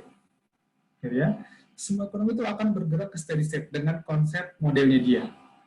Ya, dia bilang bahwa kalau investmentnya lebih besar daripada depresiasi plus pertumbuhan penduduk plus G, maka ekonomi akan tumbuh sampai ke steady state. Kalau investasinya lebih kecil dibanding depresiasi plus N plus G, misalnya balik ke sini, ya, maka kapitalnya akan bergerak kecil sampai ke steady state. Sampai di steady state, capital per effective worker-nya konstan. Ya, diem di situ dia. Tapi output per worker dan capital per worker-nya yang lebih menjadi fokus para ekonom atau pemerintah itu tetap tumbuh sebesar technological progress. Oke? Ada yang mau tanyain di dua kesimpulan pertama dari Solo Model?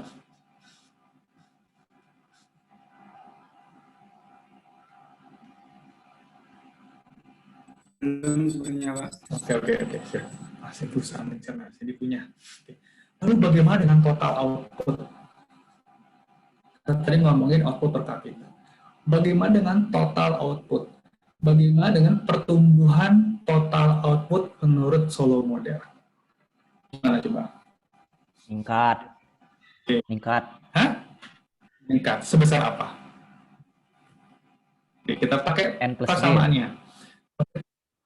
Oke, ini adalah apa tadi? Output per effective worker. Ya, rumusnya apa?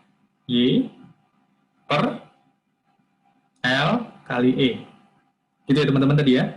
Oke, sehingga kita tahu total output adalah output per effective worker dikali labor dikali E.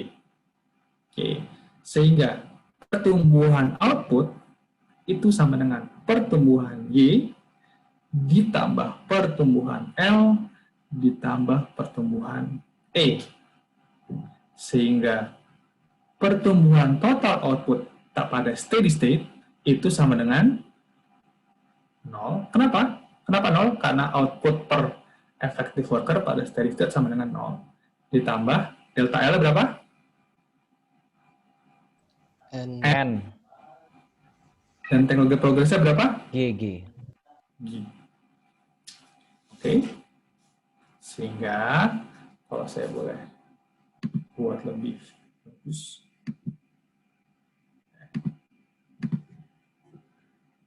Maka dalam keadaan steady state, total output akan tumbuh sebesar technological progress dan pertumbuhan penduduk. Jika tadi ya, ternyata output per pertumbuhan output per worker itu per of balance dengan pertumbuhan penduduk.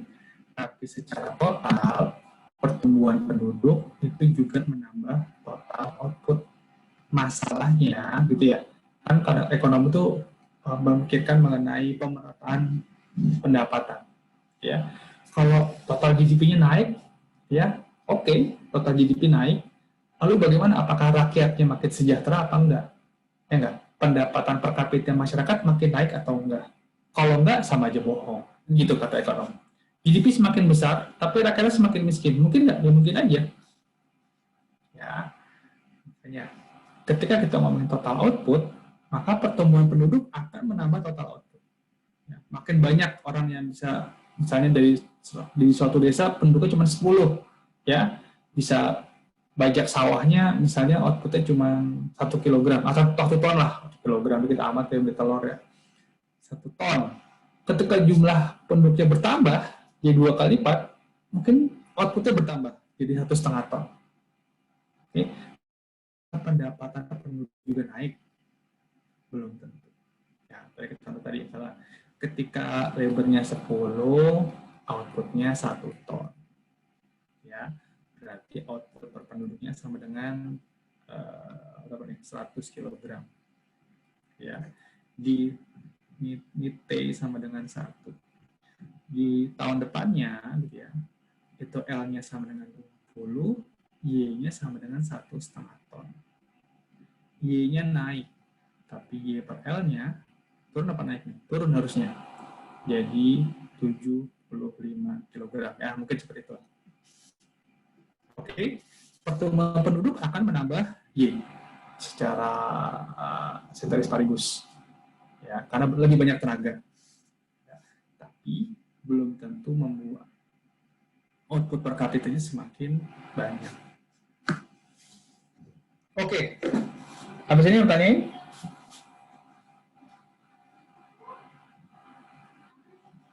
Nggak ada? Oke.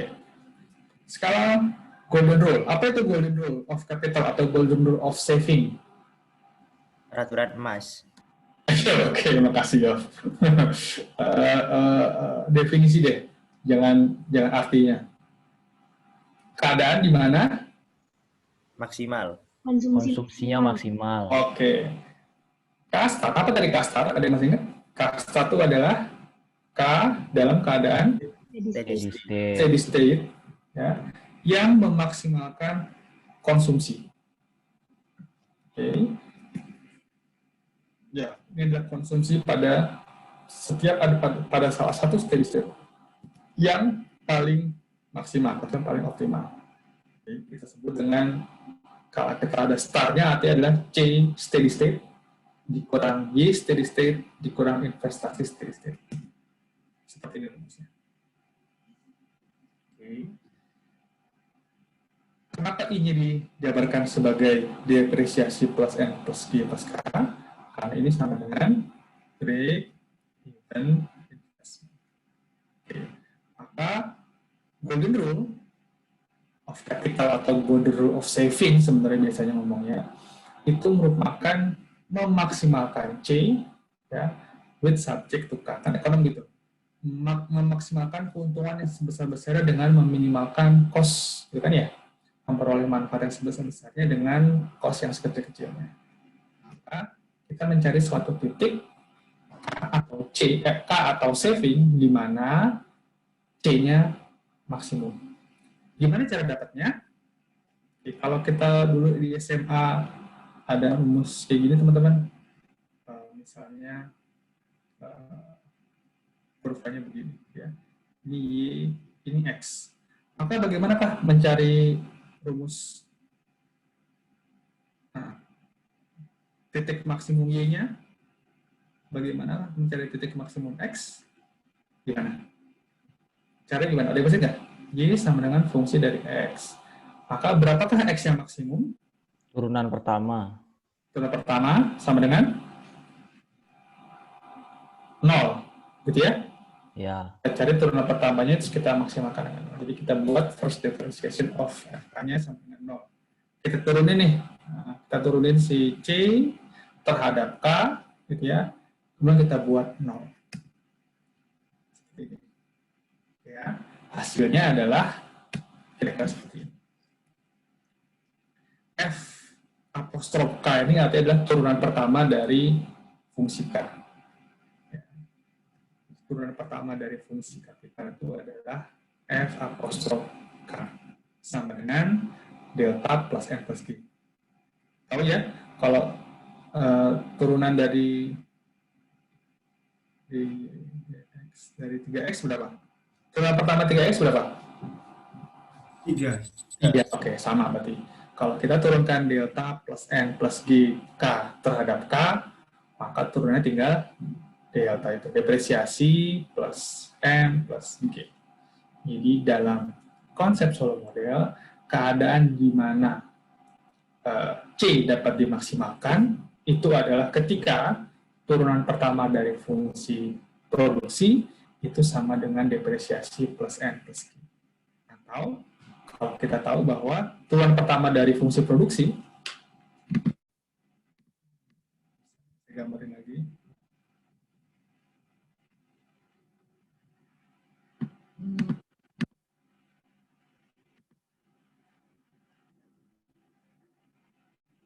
Ini adalah fungsi produksi. Maka garis yang bersinggungan dengan kurva ini itu adalah marginal productivity of capital, ya, pertambahan output untuk setiap pertambahan kapital. Sehingga si solo model bilang bahwa golden rule itu dicapai ketika pertumbuhan output per pertumbuhan kapitalnya itu sama dengan depresiasi plus N plus G. Oke. Ya, itulah. Kamu harus dikasih tahu. Oke. Kemudian ada istilahnya balance growth path, ya. Dari namanya kelihatan. Bagaimanakah pertumbuhan ketika dalam keadaan balance, gitu ya? Maka kita bisa bilang bahwa Y ini berarti adalah kita udah mulai ngomongin output per worker. Ya. K ini adalah capital per worker, ya, itu tumbuh sebesar G. Ya, jadi dalam keadaan balance, ya, steady state, gitu ya, ekonomi tetap tumbuh sebesar technological progress. Ya, itu kondisi pada balance growth path. Ya, berikutnya, karena dikatakan si solo model bilang bahwa suatu saat, ya, negara-negara miskin itu harusnya tumbuh lebih cepat dibanding negara-negara maju. Kenapa? Apa hubungannya? Karena si Solo kan ngomongnya mengenai apa? Teknologi progres, ya enggak? Si Solo tuh intinya ngomong bahwa negara-negara itu perlu berinovasi. Gampang nggak berinovasi? Menurut teman-teman? Kira-kira kebayang nggak kenapa kok poor countries harusnya tumbuh lebih cepat, kata si Solo model? Bayang Karena nggak? Bayang. tinggal mencontoh, Pak. Oke, cocok. Ya. Kenapa? Karena negara-negara miskin itu atau negara-negara yang lebih tertinggal itu sebenarnya tinggal mereplikasi aja teknologi yang sudah ditemukan oleh negara-negara maju. Ya. Replikasi sama inovasi kira-kira susahan mana? Inovasi. Kayak inovasi ya. Kalau apa? Kalau kita tinggal nyanyiin lagu orang atau menciptakan lagu sama kemudian menyanyikan lagu orang dengan apa sih namanya yang di YouTube namanya apa? Cover, Pak. Cover ya betul, oke. Cover ya. Iya oke. Antara menyanyikan ulang lagu orang sama bikin lagu sendiri ya itu susahan mana? Ya, tentu saja susahan bikin lagu sendiri ya. Belum tentu kita udah bikin lagu capek-capek diterima. Ya, mendingan udah cari mungkin yang pertanyaan saya lagu yang sudah terkenal ya. Kemudian kita replikasi, dinyanyiin dengan gaya kita. Langsung untuk komennya banyak. Ya, komennya banyak, hitnya banyak, lumayan dapat duit. Ya, ada yang pernah kayak gitu teman-teman ini? Kayaknya yang bikin cover banyak banget ya. Yang penting suaranya bagus. Oke? Jadi si Solo bilang bahwa harusnya per countries ini grow faster nih. Ya, cepat mereka tumbuhnya. Padahal kayaknya kecil ya. Kenapa? Karena si Solo bilang negara yang tertinggal tinggal mereplikasi inovasi teknologi yang sudah ditemukan oleh negara-negara maju. Oke, contohnya siapa? Amerika. Ya, Amerika yang bisa dicontoh lah. Ya kan? Teknologi-teknologi itu ada di negara-negara maju. Terus negara mana yang sudah berhasil mereplikasi, gitu ya? Mereplikasi Cina. Ya. Setidaknya mereka sampai kalau di production function itu ada bahasanya adalah itu namanya frontier. Ya, sampai di pinggirnya teknologi. Kalau mereka sudah bisa mereplikasi semuanya, gitu ya, udah sampai di ujungnya teknologi, ya, semua teknologi mereka sudah bisa, baru tuh mereka bisa berinovasi. Kalau teknologi yang ada aja mereka belum bisa bikin, ya, otomatis susah untuk bikin yang keluar dari tatanan teknologi yang udah ada. Oke, contohnya ya satu Cina. Dulu mereka bikin aja semua yang dibuat sama orang-orang luar. Di copy paste mentah-mentah. Ini kayak dulu pertama kali BlackBerry keluar, saya pernah tawarin namanya Redberry. Nah, persis kayak BlackBerry, cuman warnanya merah. Namanya Redberry ya, mungkin kalian nggak kenal BlackBerry kali ya. Terus ada Android atau iPhone lebih affordable di Indonesia gitu ya. Dulu kita masih pakai BlackBerry. Nah, kalian nggak tahu kelebihan BlackBerry itu apa. Kita kenal sekali. Nah, bersamaan dengan itu keluar Redberry. Persis, sama persis. Cuman lambangnya kalau BlackBerry itu kayak huruf B, dia ya beda dikit lah. Ya, untuk menghindari masalah di paten. Sama persis. Ya, oke. Nanti kalau kita sampai di teknologi di ujungnya, baru kita bisa berinovasi. Kameranya bisa ditaruh di samping mungkin sekarang, ya kan depan belakang udah mainstream, udah biasa. Mungkin taruh di samping, atas bawah mungkin. Nah, jadi bisa mereplikasi. Atau Korea Selatan, ya mereka saya rasa cukup baik dalam menerapkan teknologi yang udah ada, ya, memastikan bahwa semua para penelitinya tahu kondisi teknologi yang existing, mereka keluar dengan tambahan teknologi baru, penemuan yang baru. Oke, kemudian Sisolo bilang, saya singkat aja, kalau inovasi susah, tapi kan negara maju punya kapital, enggak? Kapitalnya besar, lu tinggal tambahin kapital aja, kan ya?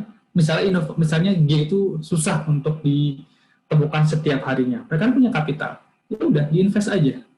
Masalahnya, penambahan kapital itu tidak satu kapital bertambah satu output. Makin lama, kapitalnya akan semakin jenuh. Gitu ya.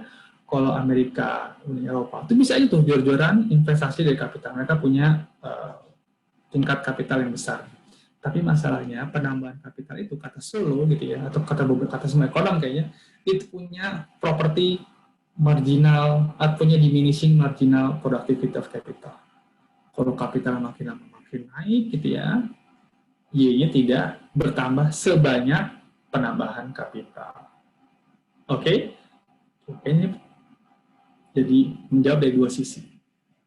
Dari developed countries sama dari developed countries. Oke. Namun apakah kenyataannya dunia kita sudah converge sekarang, teman-teman? Apakah sampai di level yang converge antara negara miskin dan negara miskin saat ini? Enggak. Enggak. Faktanya gimana? Apakah sudah converge? Sayangnya enggak. Ya, jadi prediksi Pak Solo itu ternyata enggak sepenuhnya benar. Ya. Kenapa? Karena banyak negara, banyak variabel lain, banyak faktor lain selain dalam tanda kutip tinggal replicate aja kok. Nah, ternyata tinggal replicate juga nggak gampang-gampang amat.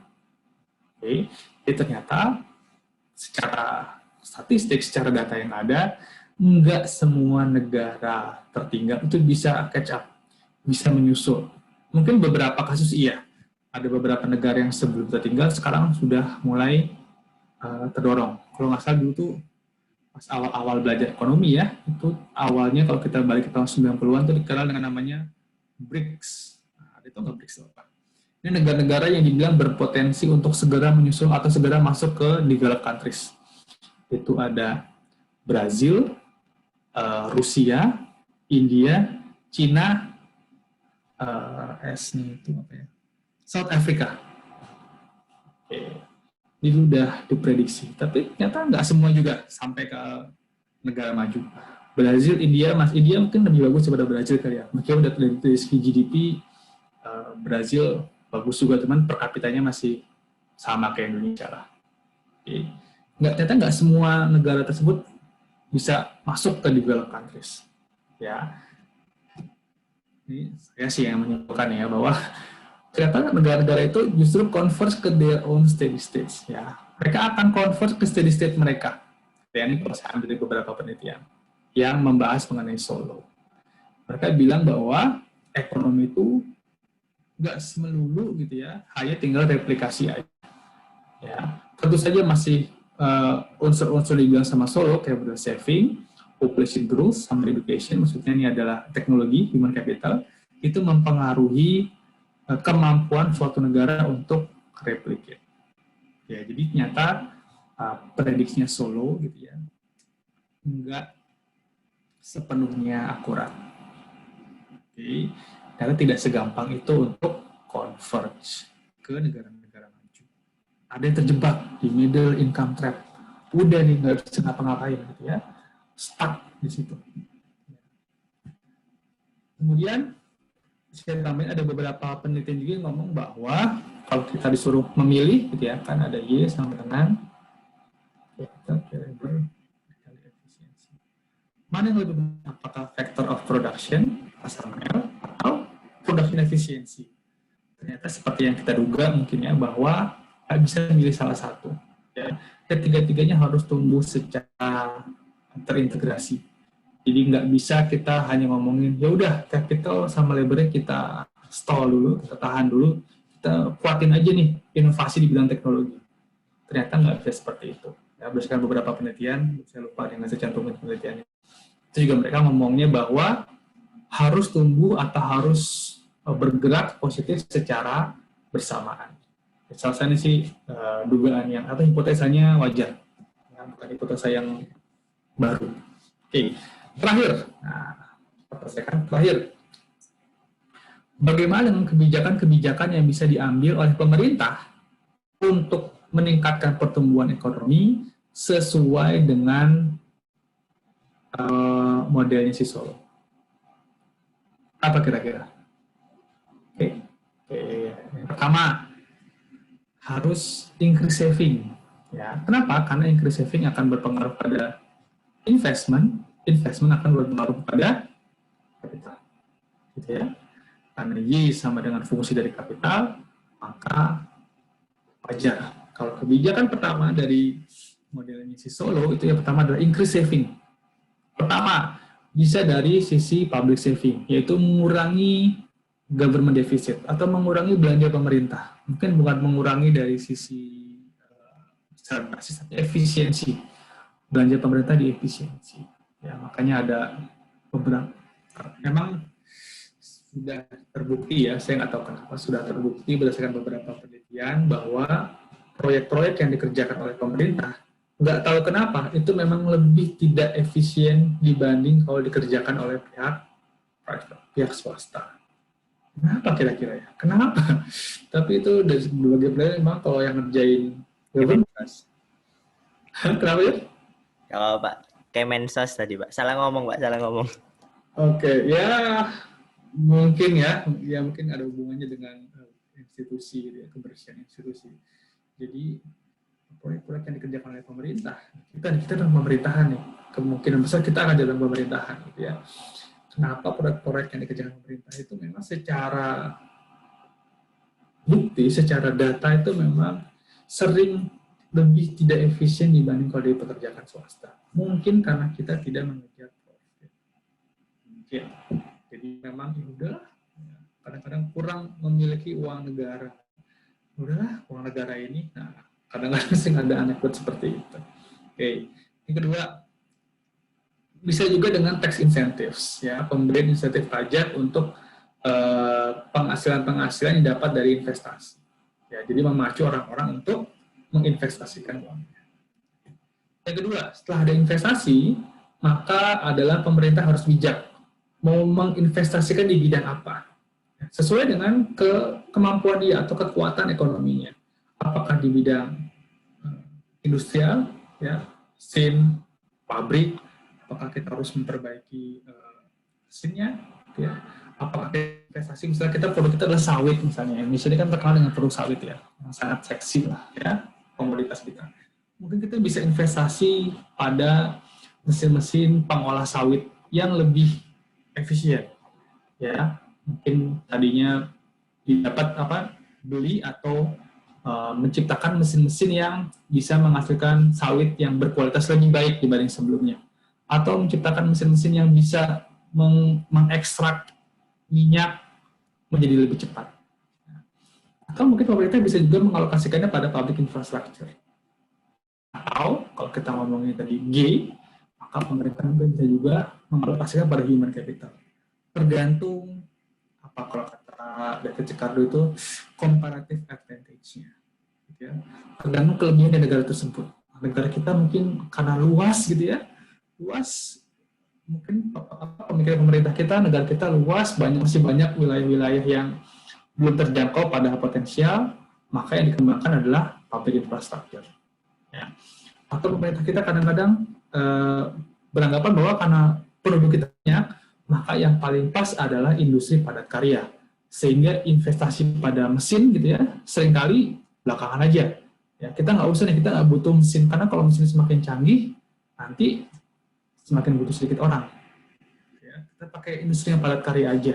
Jadi investasi di bidang mesin belakangan aja. Bisa seperti itu. Oke. Kemudian perlu ada institusi yang baik, kata di dokumen itu kalau masalah itu. Institusi dalam hal apa? Satu, melindungi paten-paten yang ditemukan oleh orang-orang Indonesia. Bagaimana mereka memastikan bahwa kalau orang Indonesia menemukan sesuatu yang membuat ada nilai tambah, mereka bisa melindunginya atau mendorong untuk pengakuan hak paten. Oke, kemudian ada juga tulisan di Menq mengenai corruption free government.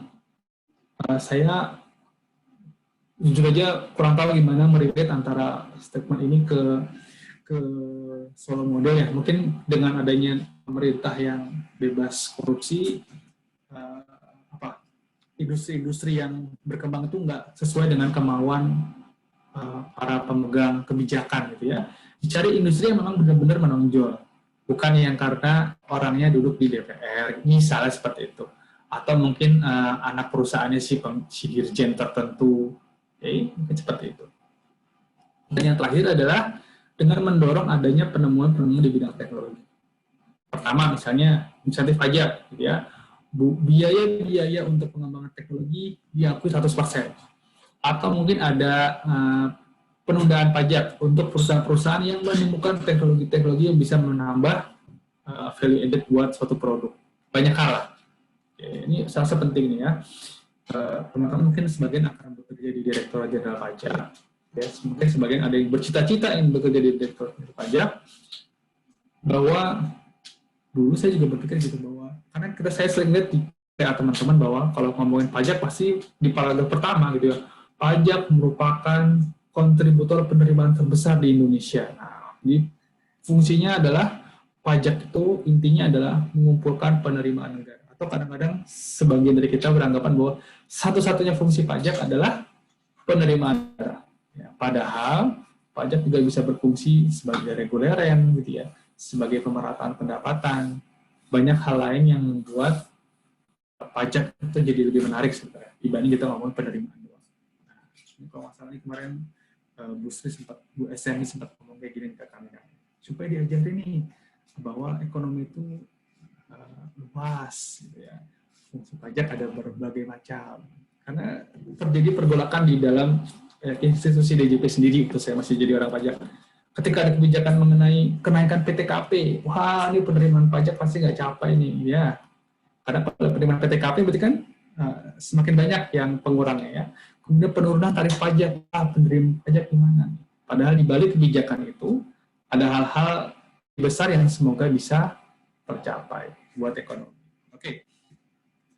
Terakhir yaitu bahwa pemerintah bisa mendorong bidang-bidang industri tertentu yang memang role-nya atau fungsinya adalah menciptakan teknologi baru.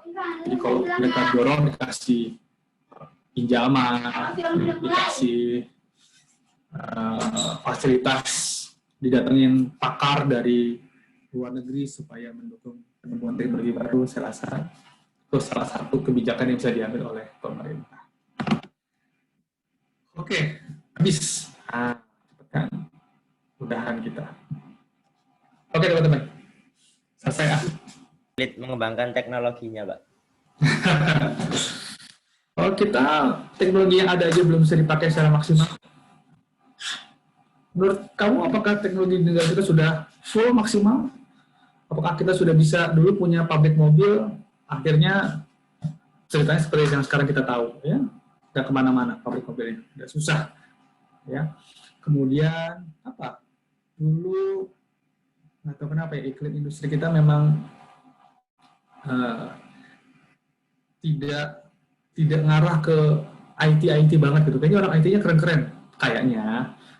Cuman kita nggak pernah ada di top lead-nya gitu. Ketika saya masih belajar informasi teknologi gitu ya, saya masih belajar bagaimana buat website di 2006-an gitu ya.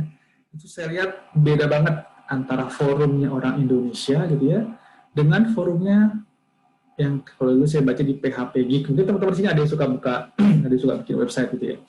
Itu antara diskusi di PHP Geek sama di ilmu komputer gitu ya, dulu di website orang Indonesia itu beda. Di Indonesia kita masih cari troubleshooting. Ya, saya punya masalah ini, gimana cara benerinnya? Saya punya masalah ini, gimana cara benerinnya? Di PHP Geek itu udah jadi arsip. Maksudnya yang diomongin sekarang adalah gimana supaya kita coding PHP kita jadi lebih efisien nih. Programnya jadi jalan lebih cepat. Jadi memang obrolannya berbeda. Kenapa ya? Mungkin kenapa ya? Apakah kita nggak pintar juga Pak? Kalau nggak salah yang nemuin teknologi mengenai 4,5G atau 5G orang Indonesia ya kan? Tapi patennya di mana? Di Korea gitu ya. Masa yang nemuin orang Indonesia tuh? Saya nonton Kick Andy kalau nggak salah. Tapi patennya paten Korea. Nggak tahu ya, saya nggak bisa bilang orang Indonesia nggak pintar. Buktinya kan ini contoh-contoh ya pemimpin masa depan. Mungkin kurang didukung, Pak. Saya mau ngomong itu takut salah, masih direkam soalnya sama Mbak Wirda. Ya, dukungan sih ada, cuman mungkin kurang. Ya. Karena saya Gojek contohnya ya, salah satu Gojek itu inovasi yang bagus banget untuk jadi contoh ya kan.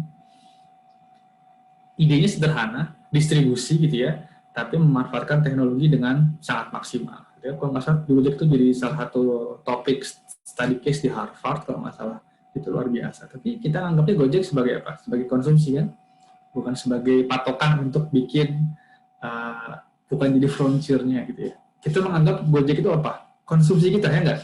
Saya anggap tuh Gojek itu buat kita konsumsi. Nggak kepikiran, wah kalau udah ada Gojek, nanti kita bisa naikin lagi nih. Kita bisa jadiin Gojek itu adalah frontier dari teknologi kita. Apalagi yang bisa kita kembangkan. Karena kelihatan di zaman sekarang, siapa yang mungkin paling banyak memperoleh manfaat selain Zoom? Zoom sudah pasti ya. Ini pemilik Zoom ini luar biasa nih. Mungkin dia bisa 20 kali lipat kali omsetnya. Tapi katanya juga Gojek juga. Nggak tahu saya. Kalau bilang nggak didukung, kayaknya nggak juga sih, Yof. Kayaknya ya. Takut saya. Direkam. Oke. Yang lain, teman-teman? Tapi nggak harus teknologi kok ya. Jadi masih banyak hal-hal lain. Teknologi salah satu hal yang bisa membuat ekonomi bertumbuh gitu ya. Tapi hal-hal lain juga di luar solo model masih banyak yang bisa diobrolin. Oke. Yang lain teman-teman, atau Mas Yofi ada lagi? Mungkin gini, kalau boleh saya pembelaan ya. Jadi saya pernah bikin paper gitu ya, penelitian bareng sama supervisor saya mengenai Indonesia ini harusnya ngapain gitu ya untuk ikut di perdagangan internasional. Apakah kita hal kecilnya? Apakah kita mau, contohnya adalah apakah kita mau mengekspor sumber daya alam atau kita olah dalam negeri? Ya, saya bilang bahwa ya udah kita olah dalam negeri aja. Bangsa kita bisa kok mengolah sumber daya alam sendiri. Gitu ya. Itu pendapat saya, itu hipotesa awal saya. Tapi kemudian masukan dari beberapa orang yang lebih lama belajar ekonomi daripada saya, Indonesia nggak bisa kayak gitu. Gitu ya. Kalau Indonesia bangun industrial, bangun manufacture yang high tech gitu ya, itu sumber daya manusia nggak akan terserap begitu banyak. Oke, kita ini punya penduduk yang sangat banyak banget. Makanya butuh lapangan kerja yang sangat banyak. Lapangan kerjanya terbatas. Kalau lapangan kerja yang ada sekarang menggunakan teknologi yang paling pol, maka apa yang terjadi? Teknologi paling pol itu biasanya membutuhkan orang paling sedikit banget. Ya, kalau orang yang kepakai sedikit, maka banyak yang pengangguran. Jadi kadang-kadang saya mengambil kesimpulan dari saran-saran mereka adalah ya udahlah gitu ya, nggak bisa semua negara jadi negara maju. Wah itu nusuk dalam banget tuh. Ya. Kalau kata si Paul Krugman itu pasti ada ring of economy gitu ya. Nggak mungkin semua negara jadi ring nomor 1. Pasti ada ring 1, terus ada ring 2, ring 3. Ring 1 paling hanya sekitar 10 lah di dunia. Sisanya adalah ring 2, ring 3, ring 4. Mereka bilang bahwa para yang masih masukan, mungkin Indonesia memang role-nya bukan di ring 1. Sesuai dengan comparative advantage Indonesia. Well, mungkin itu pandangannya orang yang lebih lama belajar ekonomi dari saya. Mereka bilang bahwa Indonesia itu punya kelebihan, yaitu penduduknya banyak. Maka Indonesia nggak usah capek-capek ngurusin teknologi. Gunakan teknologi yang ada supaya penduduk yang jumlahnya banyak bisa terserap dengan lapangan kerja yang available sekarang. Ya. Kalau mau menerapkan teknologi, maka ciptakan lapangan kerja yang sangat banyak, gitu ya. Kemudian di efisiensi. Itu panjang banget jalan. Ya. Jadi ketika saya ngomong karena punya nasionalisme, harusnya Indonesia memproduksi sendiri nih. Kalau kita punya batu bara, kita olah di dalam negeri. Minyak diolah dalam negeri. Minyak bumi. Semua sumber daya alam kita olah dalam negeri. Terus gitu ya. Terus nanti kamu kapan bisa menciptain hasil pengolahan kamu yang bisa bersaing di dunia internasional? Yakin nggak barang-barangnya laku di internasional? Yakin nggak pabrik kamu punya barang olahan sumber daya alam yang bagus? Berapa lama bisa sampai ke titik itu?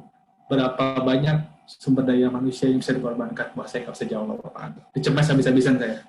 Nyerah dah. Yang ngomong ada orang-orang bule yang udah tua-tua, udah botak-botak, para profesor, nyerah saya. Oh iya, benar juga lah. Ya, mungkin ya itu mungkin kalau kata Pak Paul Krugman itu Indonesia mungkin ditakdirkan bukan di ring 1 ekonomi. Wah, berat ya kalau ngomongin takdirnya. Ya, garis tangan. Apa lagi kayak jodoh ya. Oke. Kira-kira gitu ya. Kayaknya gitu ya. Saya juga punya keinginan kita breakthrough gitu ya, tembus gitu sampai ke negara maju, cuman jalannya terjal. Kalau saya tahu, saya udah jadi Menteri Keuangan kayaknya. Nah, nalain gue SMI kayaknya. SMI lagi pusing banget. Menteri Sosial ketangkep. Iya, bahasa ngomongin itu lah. Ya, senang banget. Biarin aja apa. Usaha mereka ya. Yang penting kita jaga diri kita sendiri lah. Ya, jangan sampai lah. Malu. Susah kemana-mana kayak gitu. Karena kan kalau di Kemenq kan tulisannya itu, Pak, kecepatan lebih penting daripada ketepatan. Iya, iya. Ya tetap harus precise lah ya. Saya rasa Bu SMI perpaduan dari keduanya lah ya. Bu SMI itu berani ngambil secara cepat, cepat gitu ya, dan masuk akal tindakan-tindakan. Ya. Oke, Yopi senang banget skandal ya Bang deh. Senang gosip. Ada satu lagi nih kelas ini siapa? Yuda. Biasanya dia senang konspirasi nih. Sama kayak gitu. Oke, yang lain teman-teman? Atau Mas Syafi ada lagi mungkin? Pak, izin bertanya Pak. Ya, Tadi Bapak di slide terakhir itu untuk kebijakan naikkan saving dan juga apa itu tadi ya, mendorong pengembangan teknologi, kalau nggak salah itu Bapak mencantumkan insentif pajak Pak ya. Bedanya insentif pajak untuk dua itu Pak? Oh iya, kalau misalnya kita ngomongin insentif pajak untuk sama-sama insentif pajak ya, mungkin penerapan yang berbeda. Kalau saya ngomongin mengenai investment gitu, apa saving gitu ya, kita bisa mengurangi pajak dari investasi ke saham, capital gain tax. Kalau ada perusahaan-perusahaan yang dapat capital gain, itu kan dikenain pajak final gitu ya. Teman-teman dapat pajak belum ya? PPh dapat belum? Belum sama sekali. Belum Pak. Oh, oke. Maksudnya pajak itu PPh itu luas banget. Ada yang atas penghasilan rutin, ada yang atas penghasilan yang sifatnya Final. sesekali gitu, ad hoc gitu ya, yang dikenakan final biasanya. Ada yang sifatnya rutin. Ada beberapa tax yang memang dikenakan atas capital gain, atas investasi berupa kapital. Nah, mungkin itu bisa dikurangi. Kalau ngomongin tax insentif di bidang pengembangan teknologi, mungkin kita bisa ngasih insentif pajak buat perusahaan-perusahaan yang namanya biaya research and development. Ya. Biaya R&D itu bisa dikurangi dari pendapatan, tapi pengaturannya ketat. Ya. Harus dikerjakan di Indonesia, harus apa berhubungan dengan pekerjaan atau apa. Jadi ketentuan mengenai pengurangan biaya untuk R&D cukup ketat. Mungkin itu bisa dikurangi. Atau mungkin ide saya, untuk perusahaan-perusahaan yang sudah terbukti punya output berupa inovasi teknologi, mungkin pajak di tahun tersebut bisa ditunda sampai teknologi tersebut menghasilkan uang buat perusahaan. Ini namanya masih riset kan, belum dapat duit tuh, belum bisa dijual barangnya. Oke, mungkin pajaknya bisa ditunda nih. Pajak penghasilan karyawannya mungkin, atau PPN-nya, atau hal-hal lain bisa dibantu, karena pemerintah kan nggak mungkin ngasih hal lain ya, kecuali fasilitas, kecuali mensupport. Ya. Kalau suruh mikir, ya sektor swasta, udah lo mikir deh gitu ya. Tapi saya bebasin dari pengenaan pajak, kan seperti itu. Jadi sama-sama insentif pajak, Mas. Ya. Cuman untuk hal yang berbeda. Mungkin. Ya, yang satu pajak atas kapital, gitu ya. Yang satu mungkin bisa melonggarkan ketentuan mengenai pembiayaan riset dan development. Baik Pak, terima kasih Pak.